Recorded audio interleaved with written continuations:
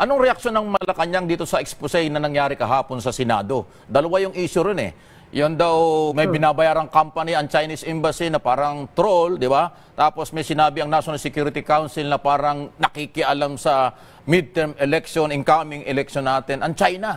So anong dating sa Malacanang nitong nakakabahalang mga report na ito, Yosek? Meron pong nakalap na impormasyon din ang aming tanggapan na gusto kong ilabas sa pagdinig na ito na makakatulong sa mga ahensyang naririto sa kanilang ginagawa, lalong-lalo na sa lumalawak na cyber activity na ginagawa laban sa atin. Ito ay isang gawain ng isang foreign power na nagpapatuloy maging sa oras na ito.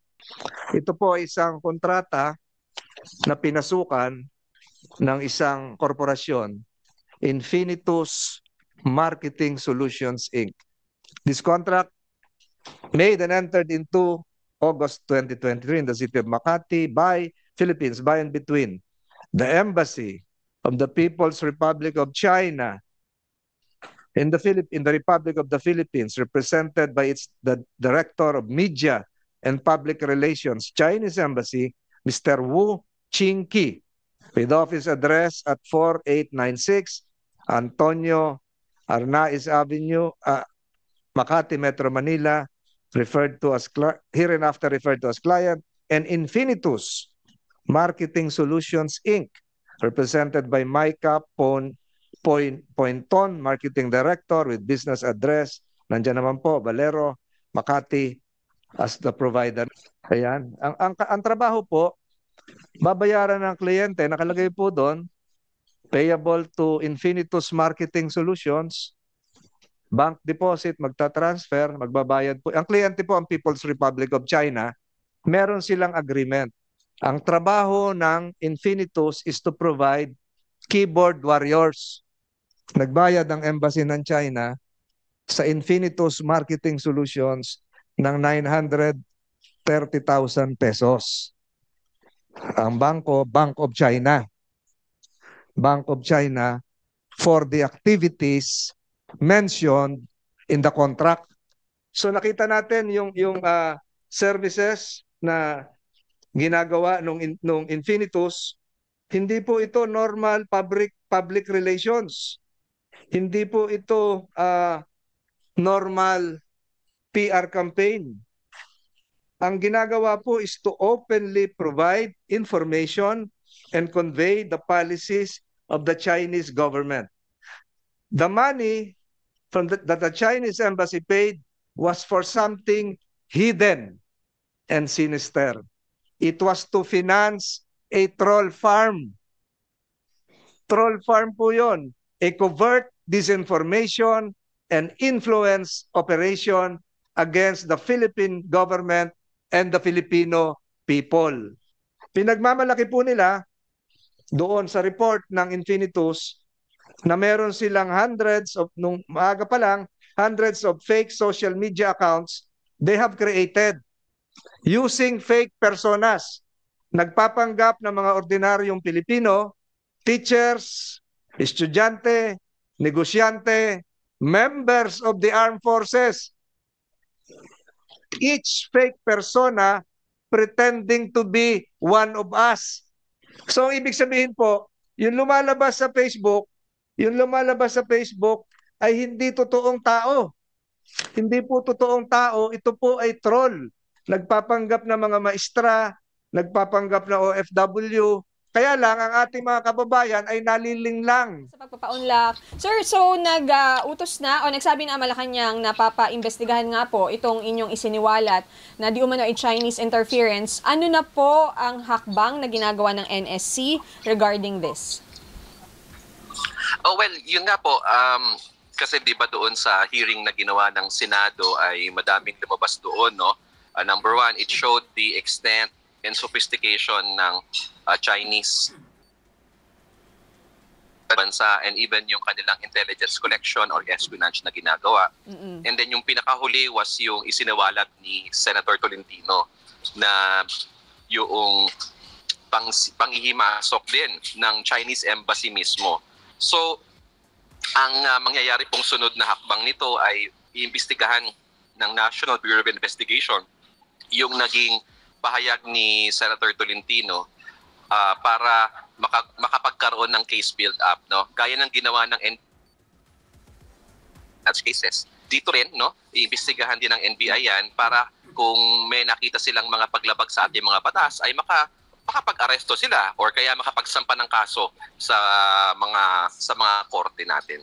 Opo. Sir, gaano katagal na po alam ng NSC itong ganitong interference po from China? Well, matagal na po nating yung binabantayan, minamatyagan, no? Yun nga lang po kasi napakahirap ng makapagkalap ng ebidensya. Although, kuminsan na obvious naman na kung ano yung sinasabi ng Beijing, yun din ang sinasabi nitong mga nagsasalita dito sa atin, no? Pero syempre, there's a thin line kasi between freedom of speech and freedom of speech and foreign malign influence. So, syempre nag-iingat din naman kami sa National Security Council. Gusto naming siguro kinikitil natin yung kanilang mga karapatan, no? So, definitely ang susunod na hakbang namin ay yung case build-up, no? Makahanap tayo ng mga kaukulong ebidensya para maisampa natin sa mga korte yung mga kaukulang kaso. Opo. At sabi niyo, sir, may mga na-identify na po. Paki-explain nga, sir, paano ba yung nagiging process muna itong Chinese interference na to para po sa mga hindi pa updated dito sa balita. Interference kasi yan, number one is yung posibleng pag-hack ng mga election systems natin. Kaya naman inalerto na natin ng Commission on Elections. Kanina interview lang si Chairman George Garcia. Kausap na po namin ang kanilang tanggapan para masiguro natin na yung ating election system ay matibay, no? Hindi pwedeng ma-hack or kaya naman mamanipula ng foreign malign actors. Yung pangalawa naman po yung information space, no? Yung diskurso natin, political discourse, at yun ang kinababahala namin kasi yung naging isinawalat ni Senator Tolentino ay mismo ang Chinese Embassy bayad ng mga troll farm para ma-impluwensya ang ating political discourse. So yun dalawang aspetong yun ang binabantayan po ng ating NSC. Apo. Sir, Christian po ito. 17 days na lamang po bago ang araw ng halalan. Mahahabol pa po kaya natin to para masiguro po sa mga Pilipino na hindi po mahihimasok ng China ang ating election system? Well, sa ating election systems, mukha namang matibay. Nandyan ang DICT at yung Election Integrity Task Force na itinayo ng COMELEC na siya nagbabantay.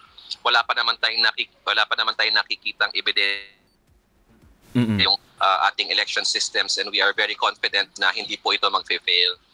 Doon naman sa information space, maganda na naisiwalat na ni Senator Tolentino yung panghihimasok ng troll farm na yon, no?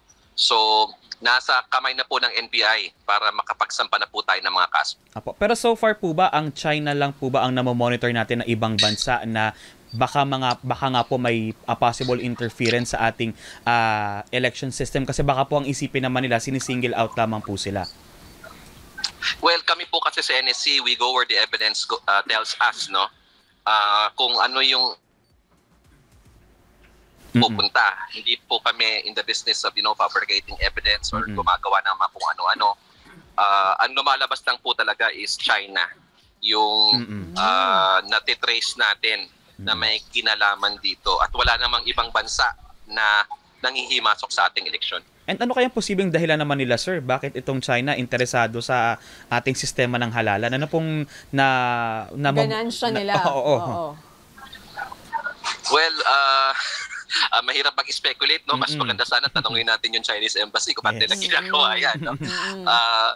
I guess they have some national interest here. Baka may kinalaman sa pagiging alyado natin ng Estados Unidos, no? Alam mo naman, every time may gawin tayo, laging mali. Like yung balikatan exercises, binabatikos nila. It is a threat to regional security, regional peace, when hindi naman. So, baka ganon because of the geopolitical tension sa West Philippine Sea at yung ating alyansa with the United States. Ano lang po ang masasabi or reaction niyo po, sir, dito sa sinabi ni Foreign Ministry spokesperson Go Jiakun ng China? Sabi niya, China follows the principle of non-interference in other countries' domestic affairs. We have no interest in interfering in Philippine elections. Well, expected na yan. Ganyan naman sila lagi. Denial, no? They always say that, but lagi naman silang may paratang sa atin. So, hindi ko na yan kinagugulat, no? Na mga ganong statements coming from the Chinese Foreign Ministry. And yung troll farm supposedly na kinontrata po ng Chinese Embassy, sir, do you think meron pang ibang troll farms na posible ring may ganitong agreement with them? So far, wala pa naman tayo. Ito pa lang naman, itong isang troll farm na ito. Pero patuloy pa rin ang ating investigasyon. Baka nga meron pang iba. Opo. Nakausap niyo na ba, sir, itong company na to, itong Infinite Us? Hindi. Hindi namin tungkulin din yan. Tungkulin yan ng NBI. So siguro maganda ma-interview din natin yung NBI. Okay. Sir, paalala na lang po siguro sa public na syempre lalo na yung mga laging nakababad sa social media at prone sa mga script po na ganito at sa mga, yung po mga nabanggit nyo before na proxies, yung mga influencers or kandidato na nag-amplify ng narrative mula po sa China. Yes, unang-una sa ating mga kababayan, maging mapagmatsyag po tayo sa panahon po ngayon. Ang information space is already a battlefield, no? It's a battlefield for public opinion, public sentiment, because may mga interest po silang pinoprotektahan. So makikita naman po natin yan sa social media kung yung mga influencers kung minsan yung kanilang sinasabi kaparehas ng sinasabi ng regime. Maging makapagmatsyag po tayo, and kailangan po mapanuri tayo sa mga trolls kasi mapapansin naman po natin yung mga trolls wala silang mga friends, paulit-ulit lang yung sinasabi nila. So tingnan po natin yan, ano, para hindi po tayo mahikayat na sa mga fake news and disinformation. Opo. Warning naman, sir, doon sa mga local proxies, yung mga nag-amplify po ng messaging. Well, para sa kanila, sana hindi sila binabayaran, no? ng foreign power or foreign influence, no? Kasi hindi po yan maganda at hindi po yan labag yan sa batas. Actually, napag-usapan na po namin before to. Dahil nga may lumabas po. Maliban pa po sa na-discover ni Senator Tolentino, meron na po talaga na pag-aralan na may mga China-linked networks na siyang nagsasagawa ng mga post, vlogs, para po sirain ang Pangulo, sirain ang pamahalaan, sirain ang relasyong US at saka Pilipinas. At iangat. Ito po yung nasa study, hindi po ito galing sa akin. Ang nasa study ay para iangat ang Vice Presidente.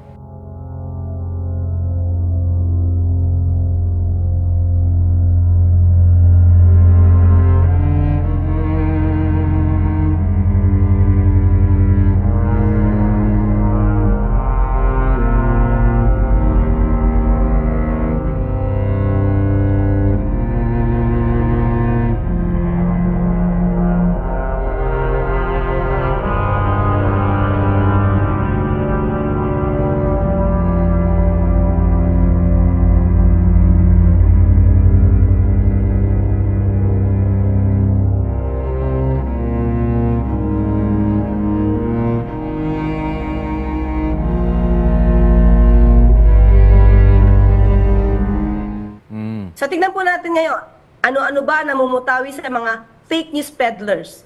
Ano-ano ba yung namumutawi sa mga panunulat, sa mga naibablog o naipopost nung mga naging resource persons dito sa House of Representatives? Hindi ba nagsabi silang fake news sila? Yes. Umiiyak So sino-sino ba sila? Nag-iyakan pa nga. Online personalities associated with the camp of former President Rodrigo Duterte apologized to a House multi-panel after they were forced to admit they shared false information online. Vloggers and content creators attend the House Tri-Committee hearing Friday, March 21, after failing to get a reprieve from the Supreme Court about their participation. Chrisette Chu, who has 250,000 followers on Facebook, initially claimed there was a looming mass resignation at the Philippine National Police and the armed forces of the Philippines in the wake of Duterte's arrest. The PNP already refuted these claims. I am maintaining that I am speaking the truth of the impressions made on social media. Kaya ako nag-include ng daw, these were impressions. Meantime, MJ Kiambao, a blogger with 67,000 followers on Facebook, claimed the victims of the drug war were a hoax. She says her opinion posted online was based on news reports saying some groups were mislabeling their deceased loved ones as extrajudicial killing victims. Manila's 6th District Representative Benny Abante did not let her off the hook. Nag-a-attend ba kayo ng Quadcom hearing? Yung mga biktima ng EJK ay nandoon at nagkaroon pa sila ng prayer rally. Ang hirap nun,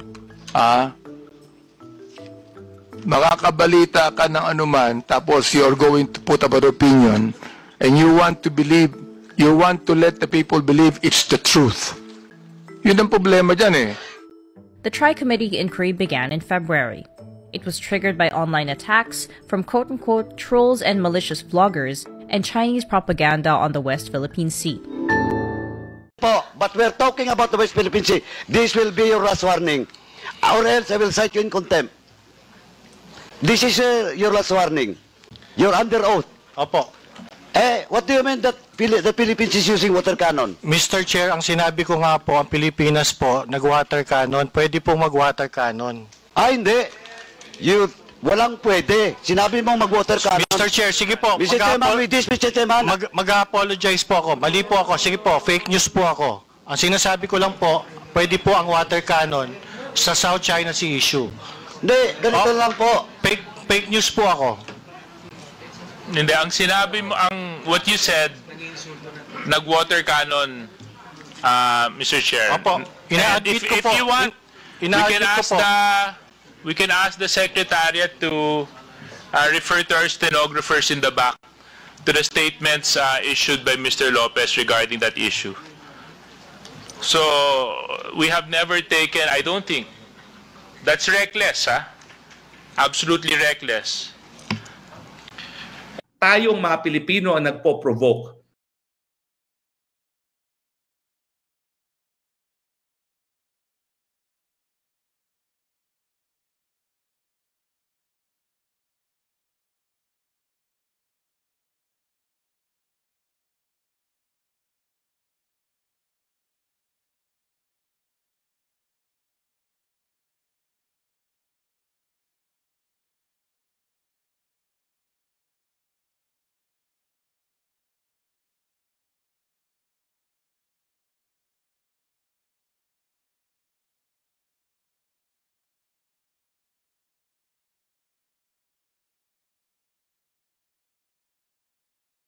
MDT, kaya talagang tayong mga Pilipino ang nagpo-provoke. O bakit pa sinasabi nagpo-provoke? Talaga naman po may agreement na status quo. So hanggang hindi tayo magpapadala ng repair materials sa Sierra Madre, hindi nila pipigilan. Pero nangyari po, kaya tayo nawa-water cannon, talaga nagdadala sila ng repair materials. Alam naman nila na kapag may repair materials, talagang hindi tayo papapasukin. Pero paulit-ulit nilang ginagawa. Bakit? Kasi nga gusto nila na talagang ang China maging mas aggressive, para pag naging mas aggressive ang China, sasabihin natin, Uncle Sam, tulong, Mutual Defense Treaty. Pero nga po, huwag ilihis ang issue. Hindi mawawala ang galit. Mga jutang ginamis nyo, ibalik nyo ang aming Presidente Rodrigo Roa Duterte. May iyak-iyak pa sila. At sino ba yung sinusuportahan nila? Yun lang naman po yun eh. Sino ba yung sinusuportahan nila? Okay. Napapag-usapan ng fake news at iba pang mga statement. Anong tingin mo rito kay Harry Roque naman na ayaw tumigil? Fake news na yung mga sinasabi, tapos may panawagan pa at kanyang pinagbabasihan na suntok sa buwan, bumaba daw yung rating ng Pangulo, dapat daw bumaba na ang Pangulo. Yan ang mga hataw ng mga nagbabakasyon sa abroad na katulad ni Harry Roque. Anong tingin mo naman doon sa mga sinasabi yun? Isa pang abogado yan. Unang-una, desperado. Desperado. Hindi makauwi sa bansa. Correct. May kinakaharap na mga issues. So bago siya pumukol ng ibang issue, harapin niya muna yung issue ipinukol sa kanya. Pangalawa po, iba? Pagbaba ng rating, Hindi ba kaala-alarma yung sinabi po ni Senator Tolentino patungkol po sa mga nagbibigay ng mga fake news laban sa Pangulo? So, ito bang pondo na nanggagaling sa ibang bansa? Ito ba ay gumagana para sirain ang Pangulo at ang gobyerno? At ito ba ay nagre-reflect sa mga survey? At ito bang gumagawa ng survey? Ang tanong naman natin independent ba kayo? Yun lang naman, ha? Yes. Yung gumagawa ng mga survey, independent ba kayo? Maraming napabalitaan, nabili na daw itong ganyan, nabili na. Correct. So, ayaw natin man na maging negatibo ang pananaw sa mga survey companies. We pray and we hope na independent kayo at hindi kayo kasama sa cheque o hindi kayo ka-payroll. Yun lang naman. Ayun. Well, bago kita pakawalan, alam kong busy-busy kayo, may briefing nga kayo mamaya. Yosek, paano mo naman nahaharap? Kasi alam ko maraming bumabati ko sa'yo, marami sigurong naiinggit na rin sa'yo sa maraming bagay. At yung talagang pang-iinsulto, marami nga, nababasa ko Antitindi ng mga sinasabi against you. Paano mo ito nahaharap, Yosek? Alam mo kung hindi biro yan dahil tao lang tayo pare-parehas. Nakikita kita at naririnig kita araw-araw, pero yung mga tao talaga, iba ang pananaw. Although kakaunti yun, alam natin kung saan galing sektor yan. Paano mo yan hinahandle, Yosek? So ngayon, iniisip ko, kung ako naman ang kanilang binabash, kasama din ba kaya sila sa cheque? Una yan, kasama ba sila sa cheque? Magkano kaya ang natatanggap nila? Pangalawa, kung ako ang kanilang binabash, siguro obvious na pinagkakakitaan nila sa mga views nila. Wala na lang silang gagawin kundi ilagay din yung pangalan ko sa mga content nila. Una, siguro para i-discredit, mawalan ako ng kredibilidad sa aking mga sinasabi. Pero yung mga tao po na nag-iisip at nagsasagawa naman ng kanilang pag-aanalisa based sa facts, malalaman naman nila kung sino yung gumagawa lang ng intriga at kung sino lang yung pinagkakakitaan ang mga sinasabi ko. At dahil dyan, Yosek, alam mo naman, nagbablog din ako. Parating ko na sa iyo ng deritahan na yung lahat, majority ng mga nakikinig sa akin ay pabor sa iyo, saludo sa iyo, bilid talaga, hindi nila talaga natutuwa siya sa pagdating mo. Ibang klase na, kasi halos 3 taon halos 2.5 years na walang sumasagot sa Malacanang Pagdating mo, eto na, kaliwat ka na, kaya saludo sila at nagpapasalamat. Sabi nga nila, mabuti na lang merong Attorney Castro dahil siya talaga ang sumasagot. Nagkaroon ng pag-asa ang maraming Marcos loyalists, Marcos supporters at silent majority dito sa ating bansa at sa abroad dahil sa inyong pagdating, Yosek. Yan po yung feedback, yan po yung gusto ko iparating sa iyo. Salamat, Sir Mike. Salamat din po sa pagsuporta, pero mas naisip po natin na suportahan natin pong lahat ang ating Pangulo dahil sa kanyang mga ginagawa na hindi nakikita ng mga taong nasa dilim at nasa kulay itim, at suportahan din po natin ang ating pamahalaan para sabay-sabay tayo pong umangat at bumangon. Yosek, salamat po sa oras at ingat lang po kayo. Salamat muli sa pagtanggap ng aming tawag. Salamat, Sir Mike. Thank you po, ma'am. Thank you, mga kaibigan. Si Undersecretary at Attorney Claire Castro nga po ng Presidential Communication Office, Malacanang Press Officer. Talagang matindi. Ayan, direct to the point.